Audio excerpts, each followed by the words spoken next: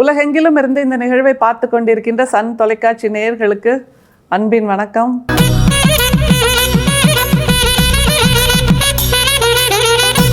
வள்ளல் பெருமான் பஞ்சகவ்யம் பற்றி சொல்லி இருக்கிற அந்த பத்தி தாங்க இன்னைக்கு.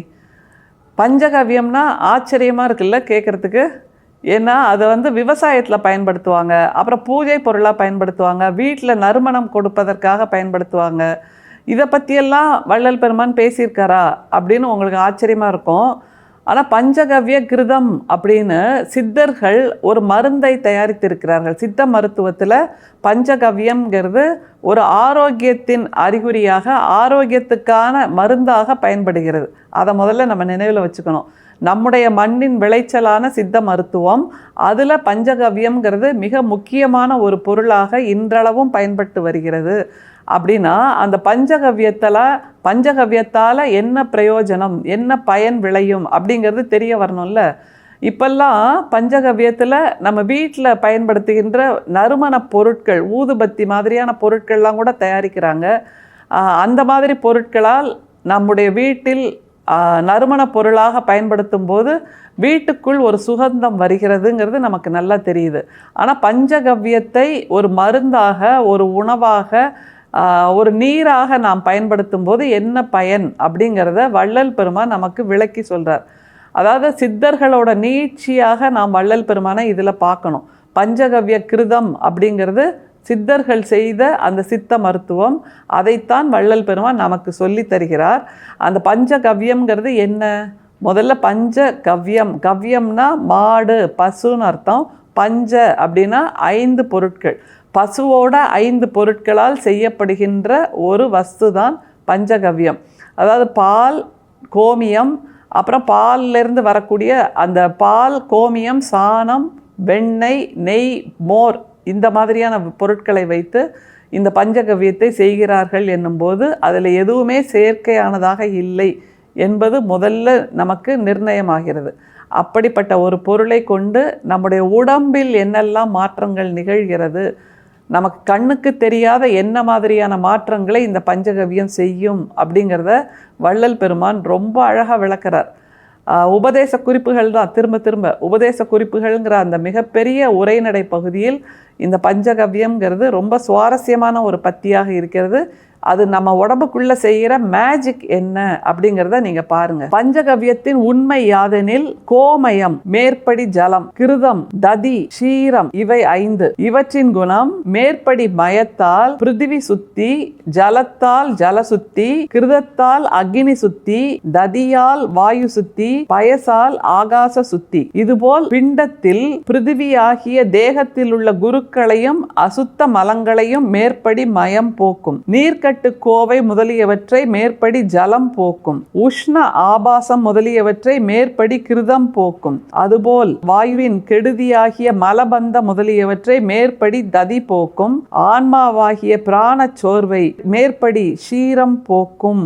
பால், சாணம், கோமியம், தயிர், நெய், இந்த 5 பொருட்களையும் தான் பஞ்சகவ்யம் சொல்கிறோம்.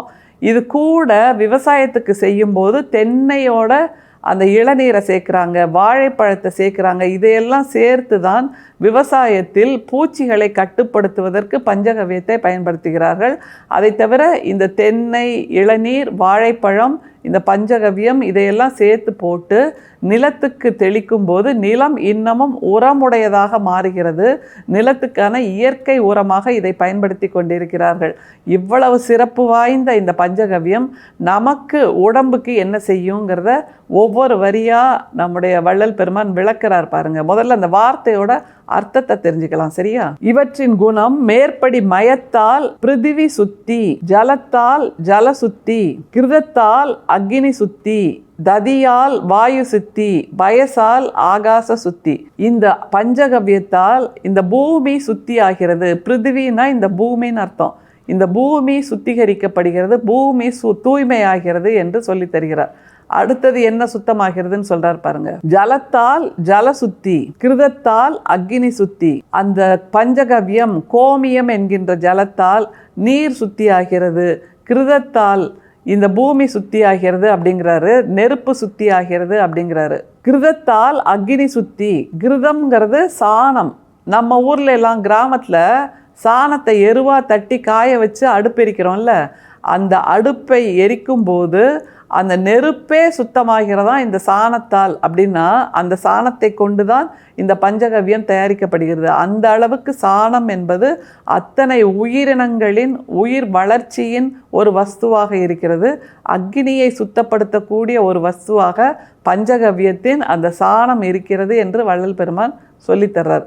இப்பெல்லாம் கிராமத்தில் நம்ம இயல்பாக பார்த்த அந்த வரட்டின்னு சொல்லக்கூடிய அந்த பொருளை வெளிநாடுகளுக்கு ஒரு வரட்டி $2 என்று ஏற்றுமதி செய்கிறார்கள் என்னும்போது அந்த வரட்டியின் முக்கியத்துவம், சாணத்தின் முக்கியத்துவத்தை நாம் புரிந்து கொள்ள முடிகிறது.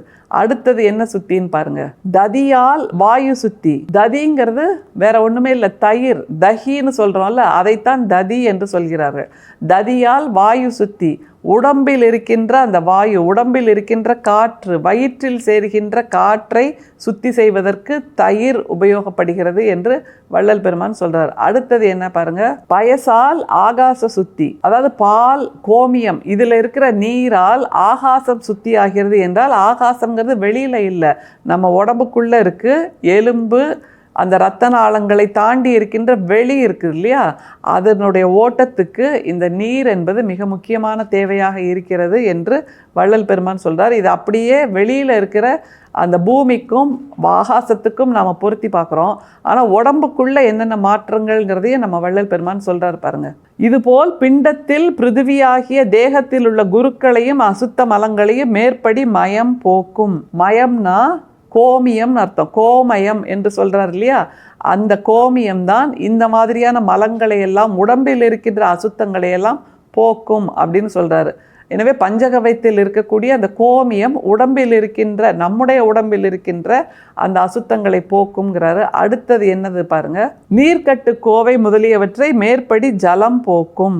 நீர்க்கட்டு கோவைனா நமக்கு வரக்கூடிய அந்த சளி, ஜலதோஷம் இந்த மாதிரியான விஷயங்களை இந்த நீர்க்கட்டு கோவை போன்றவற்றை இந்த ஜலம் போக்கும். அப்படின்னா கோமியம், அப்புறம் பால், தயிர் இதில் இருக்கின்ற நீர் போக்கும் என்று அர்த்தம். உஷ்ண ஆபாசம் முதலியவற்றை மேற்படி கிருதம் போக்கும். உடம்பில் இருக்கின்ற உஷ்ணம், ஆபாசம் முதலியவற்றை மேற்படி கிருதம்னா சாணம், அதில் இருக்கின்ற சத்துகள் போக்கிவிடும் அப்படின்னு ஆணித்தரமாக சொல்றாரு. அதுபோல் வாயுவின் கெடுதியாகிய மலபந்த முதலியவற்றை மேற்படி ததி போக்கும். உடம்பு சரியில்லை, வயிறு புரட்டுது, வயிறு சரியா இல்லை அப்படின்னா மோரை கடைஞ்சு கொடுப்பாங்க தெரியுமா நம்ம பாட்டிமார்கள்லாம். ஏன்னா அதுதான் ஒரு ப்ரோபயாட்டிக், ப்ரீபயாட்டிக், ப்ரோபயாட்டிக்னெல்லாம் இப்போ நிறைய விலைக்கு வந்தாச்சு. அது எல்லாமே நம்முடைய மோரில் ஆரம்பிக்கிறது, நம்முடைய வீட்டில் இருக்கின்ற அந்த மிக இயல்பான எளிய மருத்துவத்தில் ஆரம்பிக்கிறதுங்கிறத நம்ம வள்ளல் பெருமான் சொல்றார். ஆன்மாவாகிய பிராணச்சோர்வை மேற்படி சீரம் போக்கும். ரொம்ப டயர்டாக இருக்குங்க, சோர்வாக இருக்கு, ஓய்வே இல்லாத மாதிரி உடம்பு அப்படியே தளர்ந்து போச்சு அப்படின்னு நம்ம நிறைய தடவை சொல்லுவோம். அப்போது ஷீரம் போக்குங்கிறார். ஷீரம்ங்கிறது பால்னு அர்த்தம். அப்போ இந்த பஞ்சகவ்யத்தில் இருக்கக்கூடிய கோமியம், சாணம், அப்புறம் பால், தயிர், நெய் இந்த மாதிரியான பொருட்களை கொண்டு செய்யப்படுகின்ற பஞ்சகவ்ய மருந்துகள், பஞ்சகவ்ய கல்பங்கள் எல்லாமே உடம்பு நலனுக்காக, நம்முடைய உடல் ஆரோக்கியத்துக்காக சித்தர்கள் கண்டுபிடித்து கொடுத்த மிகப்பெரிய ரகசியம் என்பதை புரிந்து கொள்ள வேண்டும். அதையே தான் நம்முடைய வள்ளல் பெருமானும் நமக்கு சொல்கிறார். இப்போது நாட்டு மருந்து கடைகளில் இந்த பஞ்சகவ்ய பொருட்கள் எல்லாம் விற்பனை செய்யப்படுகின்றன என்பதை நம்முடைய வள்ளல் பெருமான் சொல்லுகின்ற இந்த பஞ்சகவ்யம் பொருட்களின் மூலமாக நம்மால் உணர முடிகிறது. நம்முடைய வீட்டில் சுகந்தம் பஞ்சகவ்யத்தால் வருகிறது.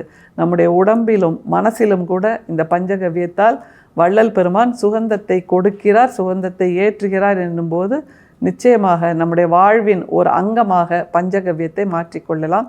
எப்படி நிலத்துக்கு அது உரம் சேர்க்கிறதோ அதுபோல் நம்முடைய வாழ்க்கைக்கு, நம்முடைய மனசுக்கும் அது உரம் சேர்க்கும் என்பதில் எந்த விதமான ஐயமும் கிடையாது.